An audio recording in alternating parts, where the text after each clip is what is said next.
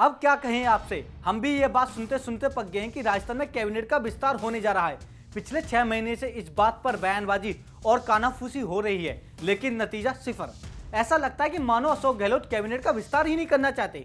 तो चलिए आपको रूबरू कराते हैं राजस्थान के ताजा सियासी घटनाक्रम से। खास तौर पर जानेंगे कि कांग्रेसी इस बात पर दंगल में कौन किस पर भारी पड़ेगा। हमने ये शाम चिरागों से सजा रखी है, तेरे इंतजार में पलके बिछा रखी हैं। हवा टकरा रही है समाज से बार बार और हमने भी शर्त इन हवाओं से लगा रखी है। जीत पर अड़े अशोक गहलोत तो पायलट खेमा भी ठान कर बैठा है कि अपना हक तो लेकर रहेंगे। दोनों ओर से एक दूसरे को खुली चुनौती दी जा रही है।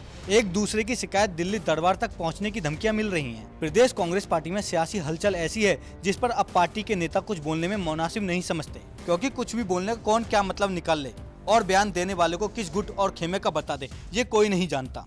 लिहाजा कांग्रेस में चल रहे सियासी दंगल पर समझदार नेता चुप रहना ही बेहतर मान रहे हैं।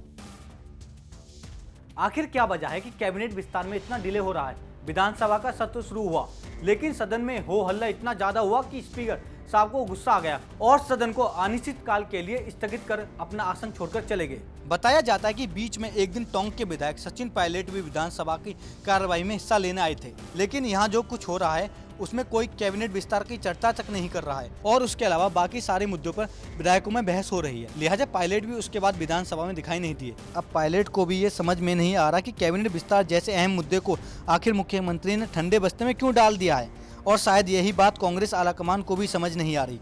लेकिन आलाकमान इस इंतजार में है कि सीएम की ओर से कुछ कहा जाए, कोई फैसला सुनाया जाए। लेकिन आलाकमान इस इंतजार में है कि सीएम गहलोत की ओर से कुछ कहा जाए, कोई फैसला सुनाया जाए। इस कस में कोई गहलोत से कुछ पूछ भी नहीं रहा और गहलोत भी चुप्पी मारकर बैठे हैं। आखिर कब तक कैबिनेट को टाला जाएगा? क्या पायलट के लोगों का मंत्री बनने का नंबर नहीं आएगा?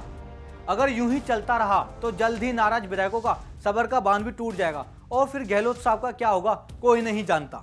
कोरोना का बहाना भी नहीं है, चुनाव वाला काम भी पूरा हो चुका है, विधानसभा का सत्र चल ही रहा है, सब कुछ अपने डेढ़ शेर पर है।